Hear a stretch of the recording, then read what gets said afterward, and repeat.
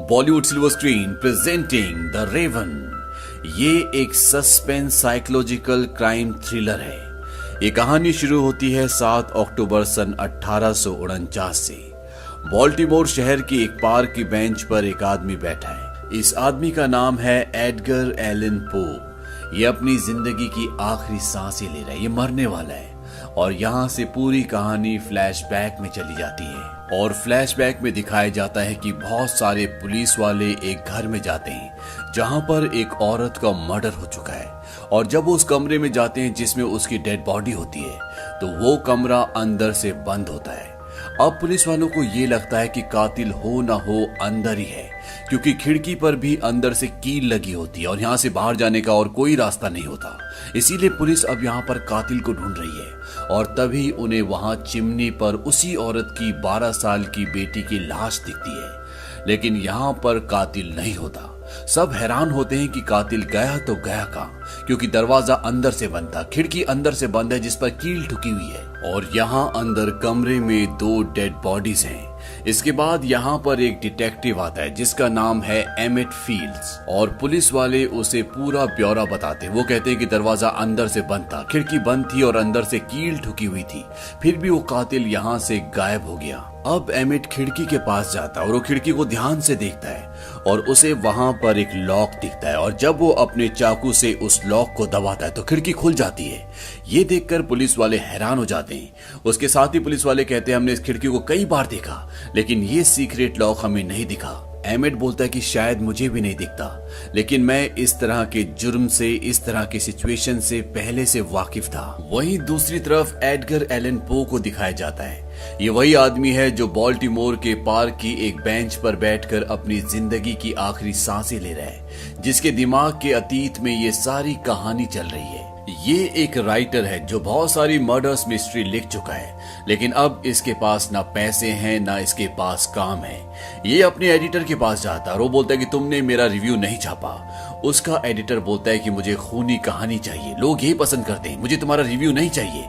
Edgar कहता है कि मेरे पास अब कहानियां नहीं है, मैं सब कुछ लिख चुका हूँ। एडिटर भी उसे साफ साफ कह देता है कि अगर तुम्हें पैसे चाहिए, काम चाहिए तो तुम्हें अच्छी खूनी कहानियां लेकर आनी होगी और एडगर वहां से चला जाता है। वहीं शहर में ये दिखाया जाता है कि एक बहुत बड़े कारखाने में लकड़ी के एक तख्त के ऊपर एक आदमी को बांधा होता है। वो चिल्ला रहा होता है और इसके शरीर के ऊपर एक पेंडुलम आगे पीछे हो रहा होता है जिस पर एक बहुत बड़ा हथियार लगा होता है और वो धीरे धीरे नीचे आता है और इस आदमी का कत्ल हो जाता है। इस आदमी का नाम होता है ग्रीस वोल्ड और ये एडगर का कॉम्पिटिटर है। अब डिटेक्टिव फील्ड्स एडगर को पूछताछ करने के लिए अपने पास अपने ऑफिस में बुलाते हैं और वो उसे कहते हैं कि आज से कुछ दिन पहले एक औरत का और उसकी बच्ची का उसके घर पर कत्ल हो गया।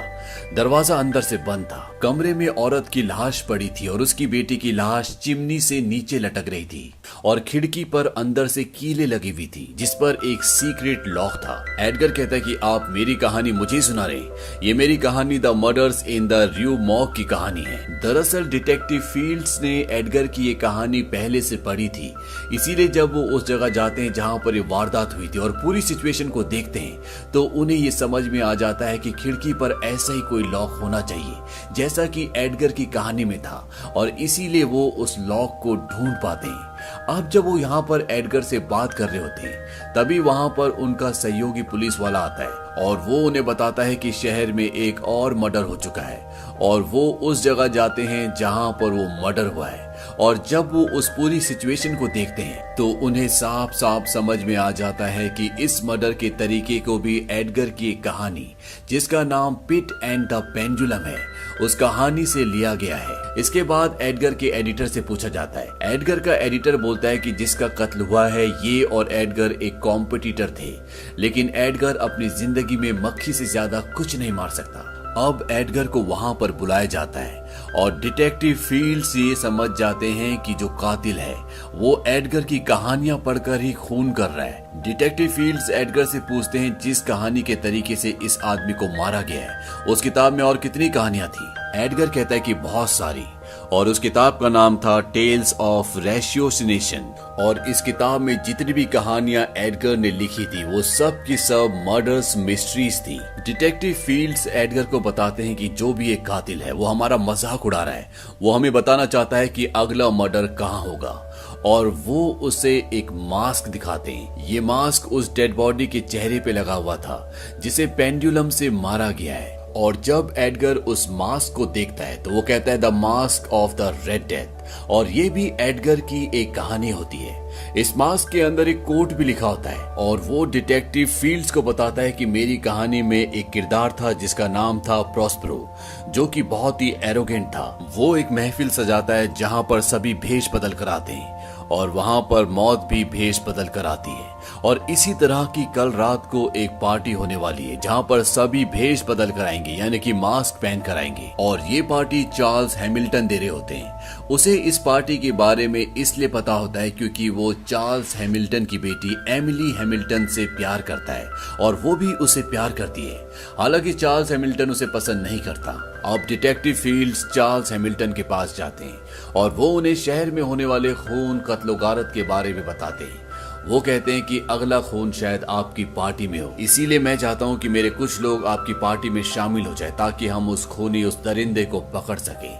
चार्ल्स हैमिल्टन उन्हें इजाजत दे देता है और इनकी पार्टी में एडगर भी जाएगा क्योंकि एडगर भी अब इनकी टीम में शामिल है। अब वो दिन आता है जब पार्टी होती है। पार्टी आराम से चल रही होती है, तभी वहां पर एक नकाबपोश घोड़े पर बैठ कर आ जाता है और चार्ल्स हैमिल्टन को लगता है कि ये वही खूनी है और वो उसे गोली मार देते हैं। लेकिन जब उसका नकाब उतारा जाता है तो वो आदमी कहता है कि मुझे ये संदेश यहाँ पर पहुंचाने के लिए कहा गया था और ये भी कहा था कि चार्ल्स हैमिल्टन का ऑर्डर है कि मैं इस तरह से इस पार्टी में आऊं। और जब चार्ल्स हैमिल्टन उस नोट के फ्रंट में पढ़ते हैं तो उसमें ये लिखा होता है कि तुम्हारी बेटी अब मेरे कब्जे में है, यानी कि चार्ल्स हैमिल्टन की बेटी एमिली हैमिल्टन को उस कातिल ने अगवा कर लिया है जिससे एडगर दिलो जान से प्यार करता है, अपनी सारी जिंदगी उसके साथ बिताना चाहता है। और उस नोट में आगे ये लिखा होता है कि मैं एडगर के साथ एक खेल खेलना चाहता हूँ, उसे दोबारा से कहानियां लिखनी होंगी, इसी तरह की कहानियां, और वो न्यूज़पेपर पर छपेंगी। और मैं जब भी किसी का कत्ल करूंगा तो वहां पर एक सुराग छोड़ूंगा जो तुम्हें एमिली तक ले जाएगी। और अगर मुझे कहानी पसंद नहीं आई, उसमें हकीकत और फिक्शन का सही मिश्रण नहीं हुआ, तो भी मैं एमिली को मार दूंगा। और इसके बाद चूहे और बिल्ली का खेल शुरू हो जाता है, यानी कि किसी भी तरह से एडगर को एमिली को बचाना है। यहाँ शहर में एक और खून हो जाता है और इसका भी खून एडगर की एक कहानी के किरदार की तरह हुआ होता है।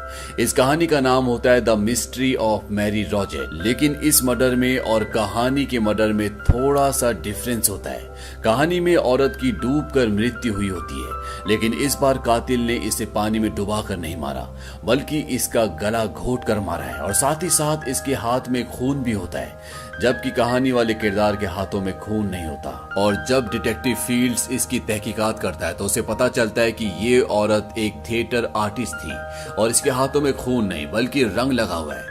और ये दोनों समझ जाते हैं कि अगला खून थिएटर में होने वाला है और एडगर और डिटेक्टिव अब थिएटर में चले जाते हैं। और जब वो वहां पर सभी कलाकारों को गिनते हैं तो एक कलाकार उनमें कम होता है और इसके बाद ये वहां पर सर्च करना शुरू कर देते हैं। और जब एडगर ऊपर जाता है तो वो खूनी एक बार को उसके सामने आ जाता है, लेकिन वो अंधेरे में होता है इसलिए एडगर उसे देख नहीं सकता। लेकिन इससे पहले कि वो उसे पकड़ता, वो खूनी रस्सी खींचता है जिससे एडगर गिर जाता है और खूनी वहां से भाग जाता है। इसके बाद डिटेक्टिव फील्ड्स और एडगर उस जगह की तलाशी लेते हैं और उन्हें एक अलमारी में एक बॉक्स मिलता है जिसमें किसी की कटी हुई जबान होती है, लेकिन उन्हें कुछ भी समझ नहीं आता।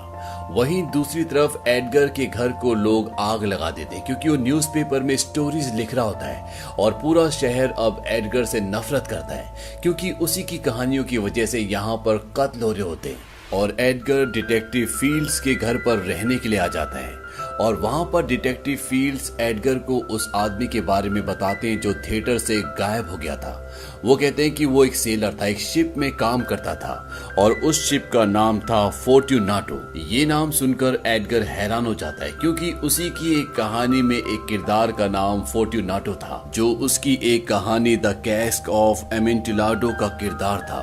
ये कहानी बदले की होती है जिसमें फोर्ट्यूनाटो को शहर के नीचे जो सुरंगें होती है वहां पर एक बॉक्स में बंद करके जिंदा चिनवा दिया जाता है। और एडगर कहता है कि ऐसी जगह इस शहर में जमीन के नीचे है जहां पर पानी की सुरंगें हैं, हमें वहां जाकर देखना होगा। और ये पूरी टीम के साथ वहां पर पहुंच जाते हैं और वहां पहुंचने के बाद वो देखते हैं कि वहां पर एक दीवार जो नई चीनी होती है उसके अंदर एमिली की डेड बॉडी है। लेकिन जब वो उसे ध्यान से देखते हैं तो वो एमिली नहीं होती बल्कि ये वो थिएटर आर्टिस्ट होता है जो गायब हो चुका होता है और इसे एमिली के कपड़े पहनाकर मारकर दीवार के अंदर चिन दिया होता है। यहाँ पर डिटेक्टिव फील्ड्स को वो कातिल भी दिखता है जिसने ये सब कुछ किया है, लेकिन वो उसकी शक्ल नहीं देख पाते और वो उसका पीछा करते। लेकिन इससे पहले कि वो उसे पकड़ पाते वो कातिल उन्हें यहाँ से चकमा देकर निकल जाता है। अब जब भी इस बॉडी की शिनाख्त करते हैं तो देखते हैं कि इसके मुंह में जबान नहीं होती और जो जबान इन्हें थिएटर में कटी हुई मिली थी वो इसी आदमी की होती है। और साथ ही साथ इस आदमी के मुंह में एक घड़ी भी होती है जो एमिली के पिता चार्ल्स हैमिल्टन की होती है, जो पार्टी के दौरान चोरी हो गई थी।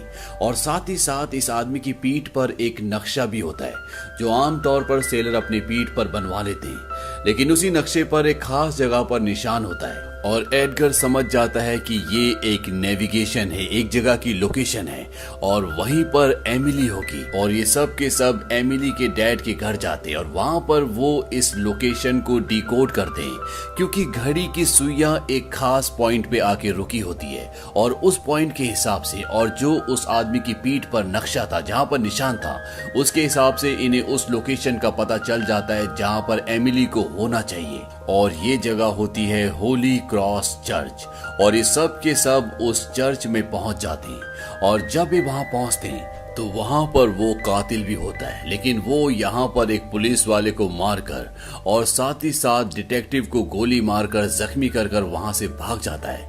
हालांकि एडगर उसका पीछा करता है लेकिन एक बार फिर से वो इनके हाथ से निकल जाता है। यहाँ चर्च में इन्हें एक कब्र भी दिखती है जिसमें एमिली का नाम लिखा होता है, लेकिन वो कब्र खाली होती है क्योंकि एमिली अभी भी जिंदा है। एडगर को इस बात का बहुत दुख होता है कि उसकी कहानियों की वजह से उसका प्यार एमिली आज उसकी जान खतरे में है और वो ये फैसला करता है कि वो अखबार के लिए आज एक और कहानी लिखेगा। वहीं दूसरी तरफ ये दिखाया जाता है कि एमिली को जिस बक्से में बंद किया होता है वो उस बक्से से बाहर निकलने में कामयाब हो जाती है, लेकिन तब तक वो कातिल वहां पर आ जाता है और वो एमिली को बेहोश कर देता है। यहाँ एडगर अपनी कहानी पूरी लिख चुका है और इस कहानी में वो ये लिखता है कि एमिली की जान के बदले वो अपनी जान दे देगा। वो सुबह जहर खाकर मर जाएगा और जिसके बदले कातिल एमिली को छोड़ देगा।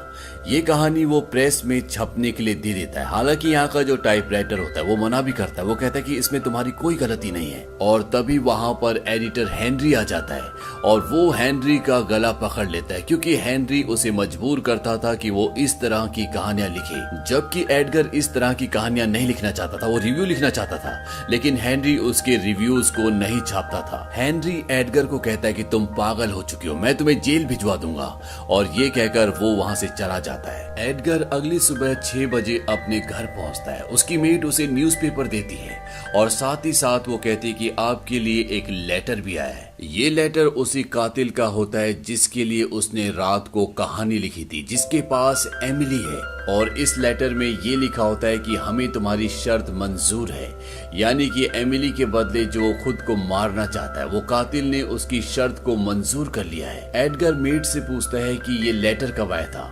वो कहती है कि अखबार आने से पहले। एडगर बोलता है कि तुम्हें कैसे पता। वो कहती है क्योंकि ये अखबार के नीचे पड़ा था। एडगर लेटर को ध्यान से देखता है, उसमें पानी की कुछ बूंदें होती हैं और वो अपनी मेड से पूछता है क्या रात को बारिश आई थी। वो कहती है कि हाँ, और वो समझ जाता है कि ये लेटर अखबार के आने से पहले आया था, क्योंकि अखबार पूरी तरह से सूखा हुआ था। यानी कि अखबार बारिश होने के बाद आया और लेटर उससे पहले आया। इसका मतलब ये है कि अखबार बंटने से पहले ही उस कातिल ने इस कहानी को पढ़ लिया था और वो समझ जाता है कि कातिल कोई और नहीं बल्कि न्यूज़पेपर का एडिटर हेनरी है और वो उस जगह पर जाता है। लेकिन जब वो वहां पहुंचता है तो वो देखता है कि हेनरी का किसी ने कत्ल कर दिया है और अब सिर्फ एक शख्स बचा है जिसे इस कहानी के बारे में पहले से पता था, और वो होता है यहाँ का टाइपराइटर जिसका नाम है आइवन रेनॉल्ड्स, और वो उसे गन पॉइंट पे ले लेता है। आइवन बताता है कि मैं तुम्हारा बहुत बड़ा फैन था और जब तुमने कहानियां लिखना बंद कर दिया तो इससे मेरा दिल पूरी तरह से टूट गया और मुझे इसीलिए ये रास्ता इख्तियार करना पड़ा। और अब इवान एडगर को जहर पीने के लिए कहता है। एडगर उसे मार नहीं सकता, अगर उसने उसे मार दिया तो वो एमिली को भी हमेशा के लिए खो देगा। इवान एडगर से उसकी गन ले लेता है और उसे जहर पीने के लिए कहता है और एडगर को जहर पीना पड़ता है क्योंकि वो किसी भी हालत में एमिली को बचाना चाहता है। दरअसल इवान रोनाल्ड एक साइको होता है, उसने अपने पिता को भी जहर देकर मारा होता है और एडगर की कहानियां उसके दिमाग पर इस तरह से हावी हो चुकी होती है कि वो इन कहानियों से बाहर निकल ही नहीं पा रहा होता। इवान जाने से पहले एडगर को एक कोट पढ़ के सुनाता है जो उसी की एक कहानी का होता है और ये कोट होता है द टेल टेल हार्ट का। और इस कोट को सुनने के बाद एडगर समझ जाता है कि एमिली यहीं नीचे तहखाने में है क्योंकि उस कहानी में भी ऐसा ही कुछ था। और एडगर नीचे तहखाने का रास्ता ढूंढ लेता है और वहां पर उसे एमिली मिल जाती है जो लगभग मरने वाली होती है, लेकिन एडगर उसे बचा लेता है। एडगर उसे बाहर लाता है और कुछ ही देर बाद वहां पर पुलिस वाले, एम्बुलेंस सब आ जाते हैं और वो एमिली को अपने साथ ले जाते हैं, लेकिन वहां पर एडगर नहीं होता।